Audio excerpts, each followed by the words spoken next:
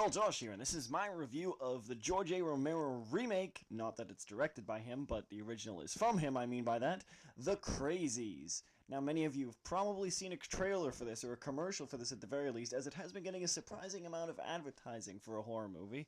Although, I suppose in all fairness, you gotta get that first weekend in, because horror movies generally drop like a lead balloon.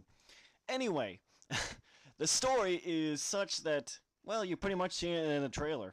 A disease breaks loose and gives people the crazies that somehow lowers all of their inhibitions and causes them, at least tempts them, to do incredibly violent things, such as kill others, shoot others, whatever.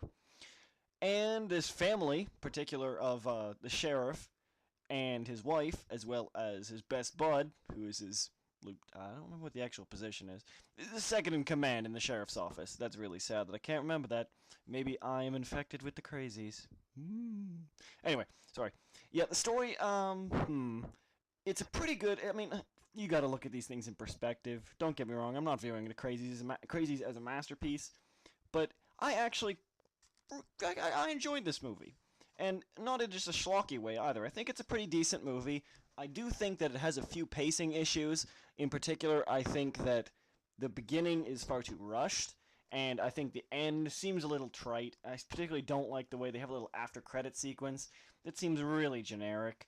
And again, I'm not saying that this is an original masterpiece. I mean, it's a remake. But I do think that it did tread a decent amount of entertaining ground during the middle portion. So, enough to warrant at least one viewing. Should you go to theaters to see this? Maybe not, but it's a pretty, if you like horror movies, you definitely want to go and see this. Not the best movie, but it is a pretty good horror movie. As far as the story goes, you get what you see. Not a whole lot more, frankly. This is one of those cases where the trailer spoils a lot of the movie, so just watch one trailer, don't watch it again, unless you pick up on anything and see it in the movie like I did. But, yeah.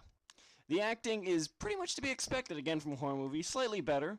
The main character, Oliphant, I don't remember his first name, actually can act pretty decently. Everyone else, hit or miss. Some of them went really far over the top. Not ridiculously so, but definitely enough you could notice it.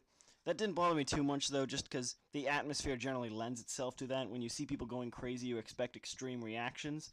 What I do have a problem with, though, is really weird inconsistencies, and this is really the thing that bogs the movie down for me, sadly.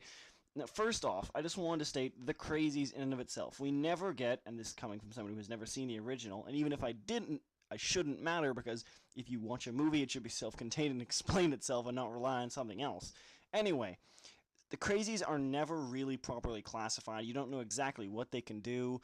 In particular, their actions seem largely contradictory. At some points, they are more zombie-like. At some points, they can talk. At some points, they can plan. And there's no cohesion between stages of the disease either, because that's what I was at first formulating. I was thinking about when watching this movie that somehow when they got into a later perspective, they either got smarter or they got stupider or whatnot, but there are particular examples throughout this movie that I'm not going to spoil unless you want to message me and talk about it, that kind of show that this isn't true either way.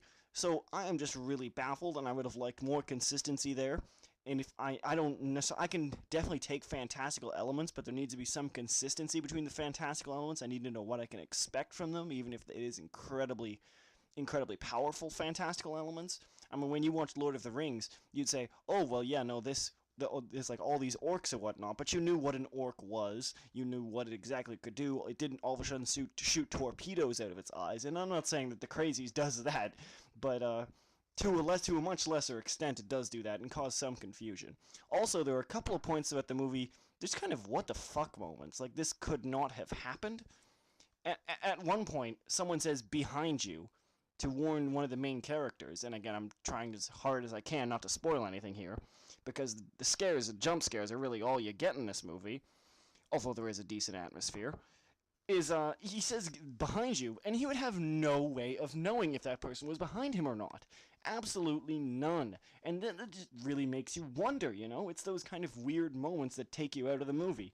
Which is sad, because like I just said a second ago, I think this movie does do a decent job of getting some atmosphere right. The middle portion of the movie is quite moody and atmospheric, and I did enjoy it. It didn't rely on as many jump scares as I thought it was going to, which was nice. There were a couple at the beginning and end, and a few throughout the middle, but mostly they were relegated to the bookends of the movie, and they did not really hinder my enjoyment of the experience. Overall, it's a pretty good movie. As far as effects and sound goes, the score is completely pedestrian. I can barely remember it, and I just saw this movie a couple days ago. And the effects, pretty good for a $20 million movie. They didn't need to do a whole lot. In particular, I found actually the Crazies makeup effects quite cool. Oddly enough, they kind of got better as the movie progressed. I don't know whether that was intentional or not, but suffice to say, like, when you get near the end, there are some pretty cool looking Crazies out there. Although again, I have to call attention to the costuming of these people that live in this town. I know this is kind of like redneck America here, or Midwest America at the very least, but wow, there were some real rednecks in this, and I don't mean to sound rude, but they were like spitting tobacco out the sides of their mouth, got the big old handlebar mustache, shooting elk in their motorboat in the swamp. Like, holy fuck, they couldn't have laid it on any better if they picked up a bottle marked XXX. Anyway, I realize I'm ranting quite a lot, and that I suppose that you should expect some of this kind of stuff from a horror movie, but at the same time, I really don't think that there is any problem with expecting more out of a movie just because it's a specific genre. Case in point, I managed to watch Rec 2 the other day, which is a horror movie, and it was really great. Not quite as good as the first one, perhaps, but that's another review. Even still, like I said, there are some great horror movies, and there's a certain standard that you need to meet, and I think this movie largely met it.